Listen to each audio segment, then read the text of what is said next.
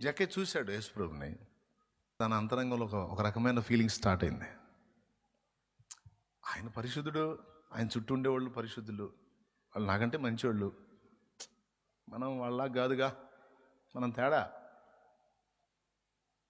కాబట్టి చాలే, నాకు ఇంతవరకు చాలే. వాళ్ళని ప్రేమిస్తాడు, వాళ్ళని గౌరవిస్తాడు, వాళ్ళని అభిమానిస్తాడు, వాళ్ళ ఇళ్ళకి వెళ్తాడు. నాలాంటి పాపినే ఆయన అనుకుంటాడా?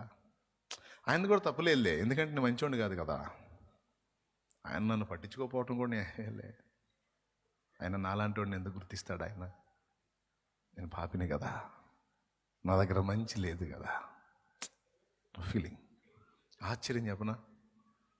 కరెక్ట్గా ఆయన ఉన్న చెట్టు దగ్గరకు వచ్చి యేసుప్రభు ఆగి తల పైకెత్తి, జక్కయ్య త్వరగా దిగు, నేడు నేను నీ ఇంట ఉండవలసి ఉన్నది అన్నాడు.